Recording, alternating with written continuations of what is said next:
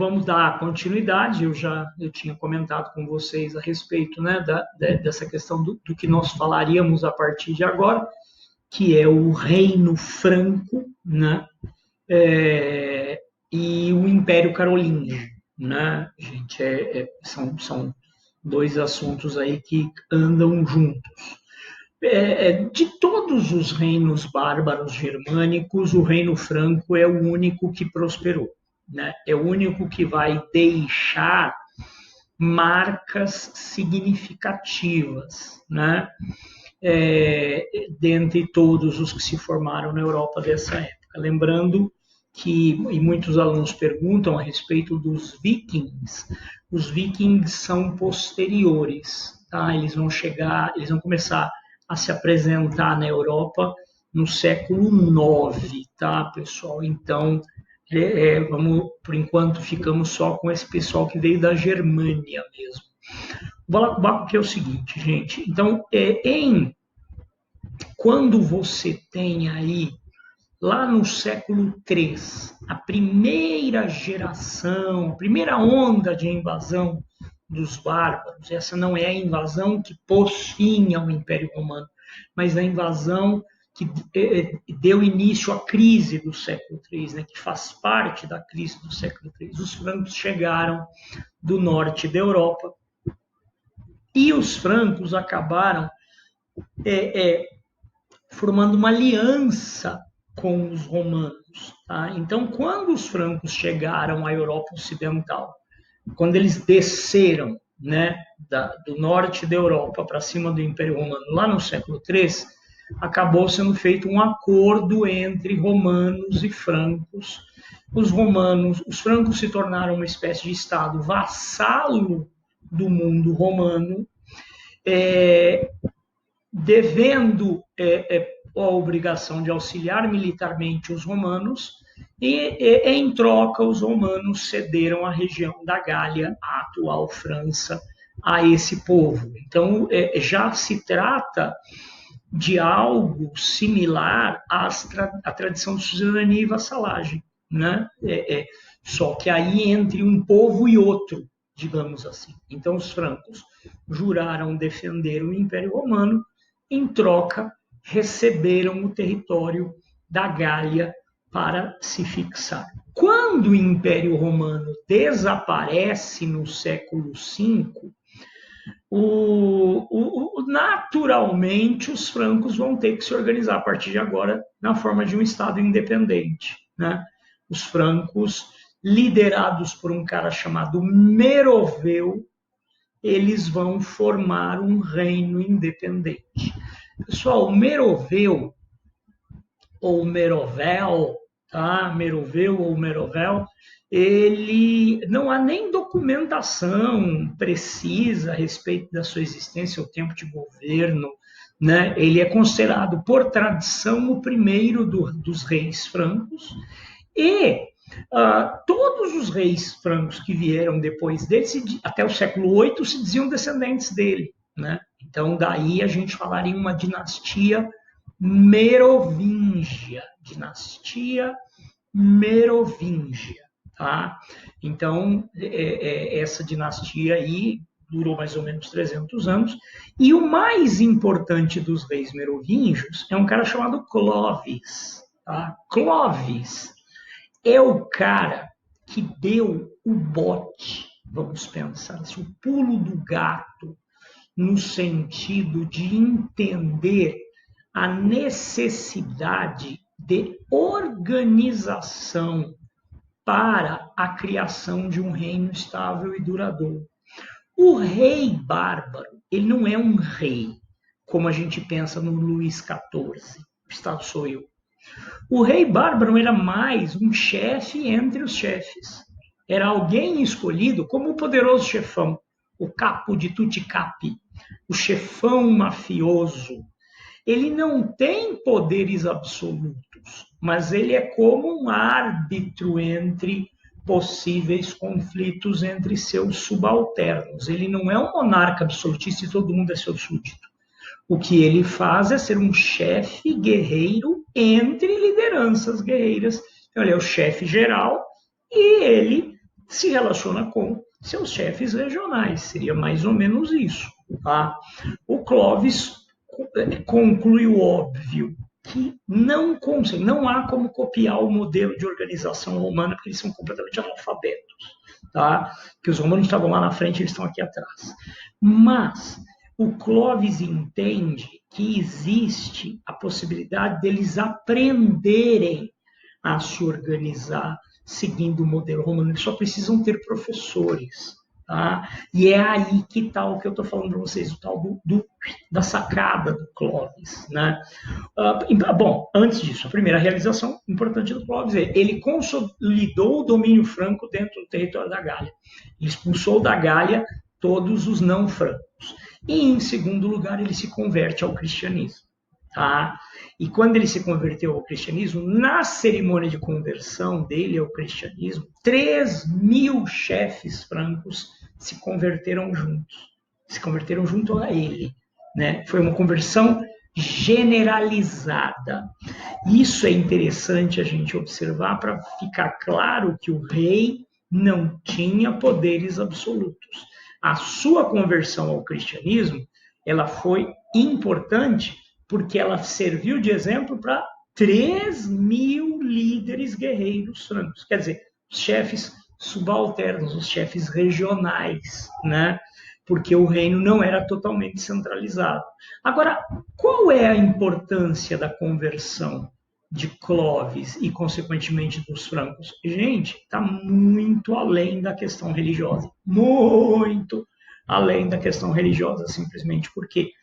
Porque ao longo do período em que a Igreja Católica foi aliada ao Império Romano moribundo, lá nos séculos IV e V, a Igreja Católica copiou o modelo administrativo do Império Romano. Não é à toa que a língua oficial da Igreja Católica passou a ser o latim.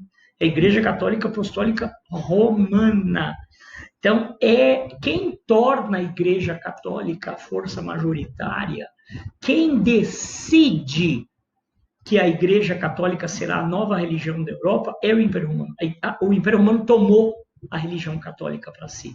Ela nasce como uma seita oriental e se transforma na religião oficial do Império, por interesse dos imperadores romanos que queriam ter os cristãos sob seu controle. Então, o que a Igreja Católica fez ao longo de 200 anos? Ela copiou o modelo administrativo romano. Roma era o livro, a Igreja Católica passou a ser o xerox. O livro desapareceu, o que é que fica na mão dos francos? O xerox. É bonito igual ao livro? Não. É charmoso igual ao livro? Não. Mas dá para ler. Então, o que o Clovis faz? Ao converter os francos ao catolicismo, ele está fazendo uma aliança política, aonde ele vai fortalecer, ele vai estimular a difusão da Igreja Católica entre a população franca. Em troca, a Igreja Católica vai fornecer para ele a burocracia administrativa essencial, porque os padres eram as únicas pessoas que ainda sabiam ler. Né? Então, é uma aliança que mistura política e religião.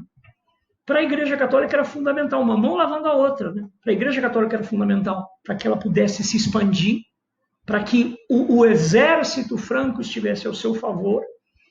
E para os francos era fundamental para a montagem de um sistema administrativo eficaz, na medida em que só os padres ainda sabiam ler, na medida em que o latim como língua morreu, mas continuava sendo a língua oficial da igreja e não existia outra língua organizada de forma gramaticalmente, bonitinho, certinho. As línguas bárbaras germânicas ainda não tinham formas escritas.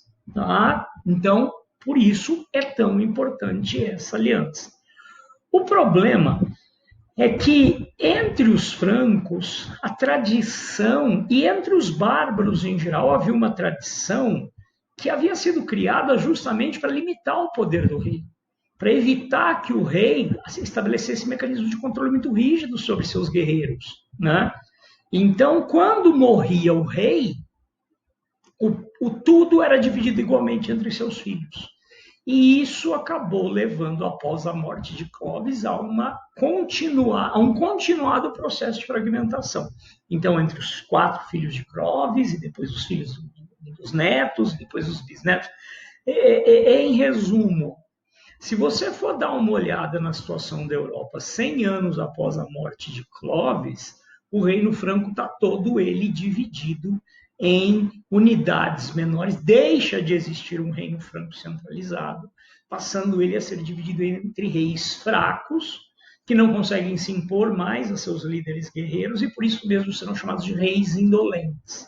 Tá? Então, os últimos dos reis da chamada dinastia Merovingia serão chamados de reis indolentes, justamente porque não mandavam nada. Tá?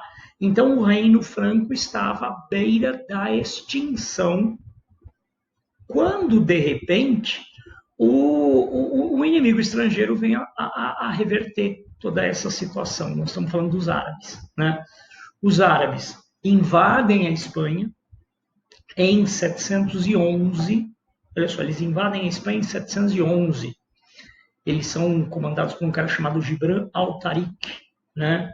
E aí, esse Gibran al-Tariq, não, desculpa, não sei, era Jabal al-Tariq, né? E aí o Jabal al-Tariq subiu numa pedra para olhar a Europa e ele subiu numa pedra bem ali, no lugar mais próximo, ali entre a Europa e a África, era a África e a Europa. E aí eles chamaram aquele lugar onde ele estava de Rochedo de Tariq, que em árabe é Jabal al-Tariq, e aí o nome quer dizer Pedra de Tariq, Pedra de Tariq. Então daí a Jabal al-Tariq, o nome dele é Gibran, Jabal al-Tariq quer dizer Gibraltar, né? O nome Jabal al-Tariq, Rochedo de Tariq, evolui para Gibraltar, que é o nome do estreito que existe ali até hoje. Os gregos chamavam aquilo de as portas de Hércules, né? Então agora Estreito de Gibraltar, numa referência ao líder árabe que comandou a invasão da Espanha. Rapidinho, os árabes dominam o reino visigodo, deixam o reino visigodo restrito a um feijão, né?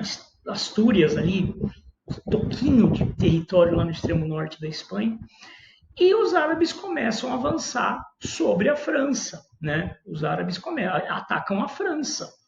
E aí é um evento muito importante, porque o Reino Franco era o mais poderoso dos reinos cristãos e da Europa Ocidental. E o Reino Franco estava um bagaço.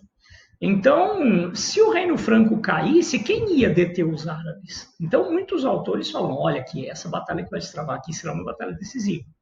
Um sujeito chamado Carlos Martel, que era um líder guerreiro desses líderes subalternos, ele não ocupava uma posição, ele não era rei, mas era como que prefeito de Paris, né?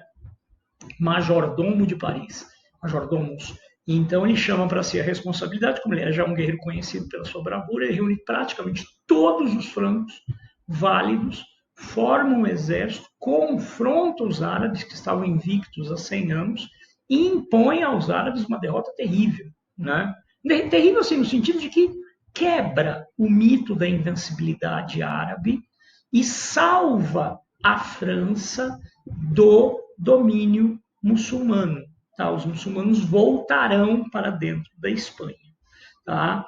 Então, essa batalha, os pessoal chamam, Batalha de Poitiers ou Tours. Lembrar que a Batalha de Poitiers tem outra acontecida nesse local na Guerra dos 100 anos. Então, você tem duas batalhas de Poitiers. Agora, se você usar a expressão Batalha de Tours, é uma só, né? É o ponto máximo da expansão árabe na direção da Europa Ocidental, quando eles são derrotados pelos francos e expulsos de volta para a Espanha. Então, eu posso dizer para vocês que o Carlos Martel salvou a cristandade. E, a partir dessa vitória, ele vai praticamente se transformar no governante franco. Ele assume a condição. Na prática, você ainda tem os reis indolentes, mas quem manda é ele de fato. Tá? E aí, quando ele morre, ele deixa o poder, passa, Pepino, nome é Pepino o Breve. Você ia saber por que era Pepino o Breve, porque era baixinho, tá? Pepino o Breve. O filho do Carlos Martel, ele já reconhecia, ele já governava os francos de fato, mas ele não era rei. E ao contrário do pai, ele era ambicioso. Então ele vai atrás da única autoridade que poderia tomar uma decisão a esse respeito, ele vai atrás do Papa, era o Papa Zacarias. Então Pepino Breve vai começar a negociar com o Papa Zacarias lá em Roma e ele pressiona o Zacarias a declarar ele, Pepino, rei dos francos, destituir os merovingios e declará-lo rei dos francos. O Papa tira o corpo fora até que o Pepino lhe oferece o controle do norte da Itália. Dá para ele, fala para ele, eu te dou, para você formar um país da igreja, eles vão chamar de território papal, né? Diante dessa, né, dessa generosidade do Pepino, o Papa cede aos seus clamores e o Papa declara, né, deve ser rei aquele que realmente governa.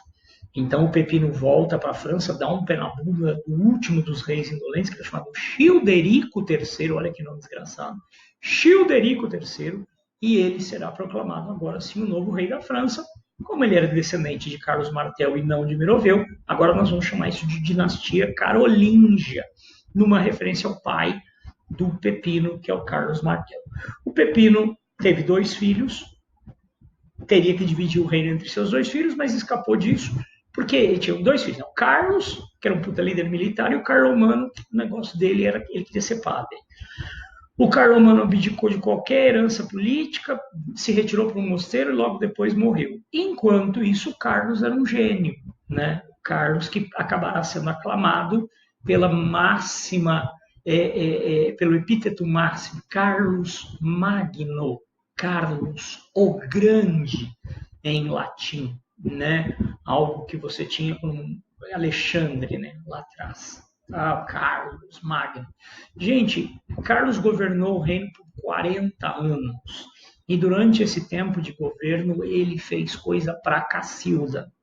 Tanto é que o período de governo de Carlos, a Europa Ocidental viverá uma era de paz e prosperidade e desenvolvimento intelectual e que leva o nome de período de renascimento carolíngio, o renascimento carolíngio. Então, para quem pensa que a Idade Média foi um período de pobreza intelectual generalizada, estático, né? O renascimento carolíngio está aí para mostrar o contrário. Carlos construiu estradas, incentivou o comércio, reorganizou o reino, fez um monte de coisa. Ele mesmo, com 17 anos, ele procurou auxílio para aprender a ler e a escrever. Então, ele, ao contrário de 99,9% da população, ele quis aprender a escrever, se cercou de sábios, matemáticos, filósofos, gramáticos. O cara era monstro. Ele, assim como Dario I fez na Pérsia, ele dividiu o reino em zonas administrativas semi-autônomas para que ele não precisasse cuidar dos problemas corriqueiros, né? Mas teve o cuidado, assim como o Dario I, de criar um corpo de espiões chamado Missi Dominici. Missi Dominici não é Missi de Dominguice, não, tá? Olhos do rei. Tá, os olhos do rei, algo assim, enviados do rei, os Missi Dominici, que faziam o papel de espiões do Carlos em relação aos governantes, os barões, marqueses, condes, viscondes, duques, né? Que eram a hierarquia da nobreza em forma crescente, né? Começando com o barão, terminando lá em cima com o duque, né? Então o Carlos ele organiza esse esquema administrativo, mas tomando cuidado para não tomar rasteira, tá? Então, como eu disse a vocês, ele cedeu uma série de benefícios à igreja, guerreou, combateu, ampliou os territórios do seu império, se distinguiu em campo de batalha, encampou a Catalunha ao território do seu, quer dizer, ele avançou para um lado, avançou para o outro, né? Ele vai sofrer uma derrota militar muito dura na mão dos árabes, chamada Batalha de Roncesvalles, né?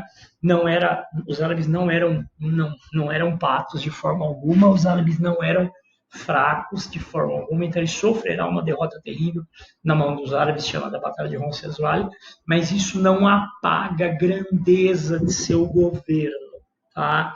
Então, no final das contas, o Carlos, inclusive, ele vai governar uma área que incluía aí partes da Espanha, França, Bélgica, Holanda, partes da Alemanha, partes da Itália, partes da Áustria.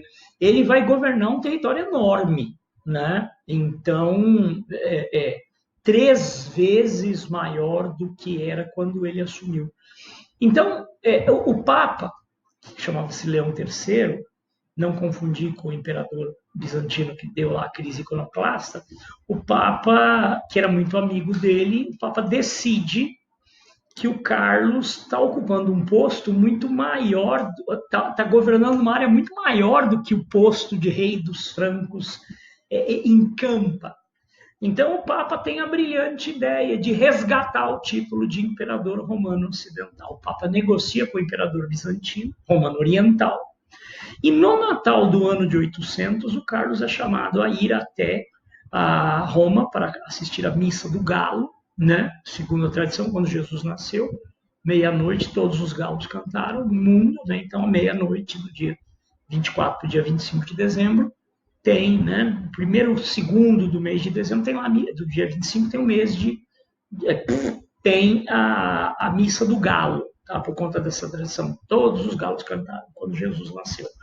Então, ele é convidado a comparecer a Roma e durante a missa, o Papa para a missa e fala, não, nós vamos te coroar novo imperador romano do Ocidente. Eles resgatam esse título que estava vago desde 476.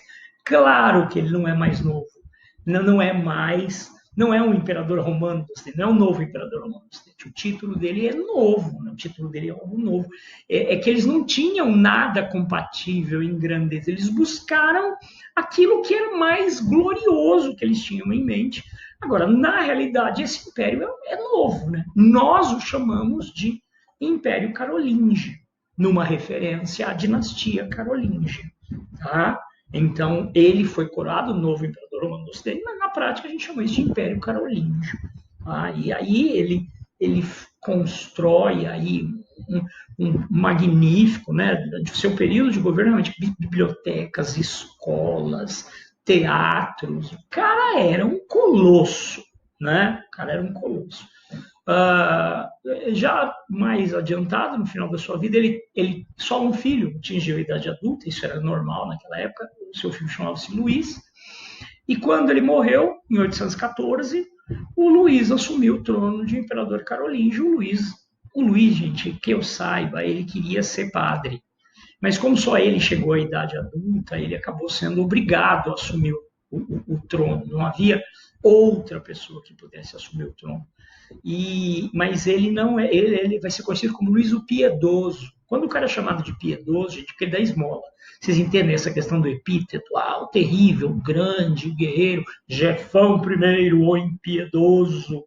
Né? Quando o cara tem esses epítetos, que é o adjetivo que acompanha o nome, que é coisa de guerra, de ferocidade, de grandeza, beleza. Agora, piedoso, quer dizer que ele dava esmola, que ele era bonzinho. E rei, bonzinho não é qualidade para rei. O rei tem que ter mão de ferro. Então, o Luís governou de 814 a 840. Ele teve a infelicidade, teve a infelicidade de ter 3 filhos chegando à idade adulta, que eram Carlos o Calvo, Luís o Germânico e Lotário. Carlos o Calvo, Luís o Germânico e Lotário. Esse não tem epíteto, né? Lotário o Otário, né? Só podia ser isso, né? Então, é que em português fica feio Lotário, mas não, em alemão é Lothar. Lothar. Tem um jogador famoso, Lothar Matthaus, né? Jogador famoso da seleção alemã da década de 70. Então, o Luís, como ele era muito bonzinho, ele não conseguiu escolher entre seus 3 filhos, ele tinha que nomear, porque como imperador romano, ele superou aquela característica da tradição germânica de ter que dividir o império entre seus filhos. Ele podia escolher um, e ele não conseguiu escolher um. Quando ele morreu, ele deixou a decisão em branco, ele não conseguiu decidir. Resultado, os 3 pimpolhos, os 3 porquinhos, se pegaram de porrada numa guerra civil extremamente sangrenta, que vai se arrastar de 840 até 843, E quando essa guerra termina, é assinado um tratado chamado Tratado de Verdun. Se escreve Verdun, que é o lugar onde se travou a maior batalha da Primeira Guerra Mundial. Tratado de Verdun. Tá? Os autores dizem, ó, o Tratado de Verdun é aquele que é o atestado de óbito do Império Carolíngio e a certidão de nascimento da Europa Ocidental medieval, tá? Da Europa feudal. Porque eles dividiram o Império em 3 partes, uma para cada filho, tá? E nenhum deles era forte. Nenhum deles conseguiu segurar os governantes locais, os barões, marqueses, condes, que acabaram adquirindo autonomia em relação ao rei. Então é com os netos de Carlos que você vai começar a observar a aceleração do processo de fragmentação política da Europa. Tá certo, pessoal? Então é agora que você começa efetivamente a ter o feudalismo como nós o conhecemos e que será a matéria da nossa próxima aula. Gente, ó, um abraço gigante, amo vocês, tá, pessoal?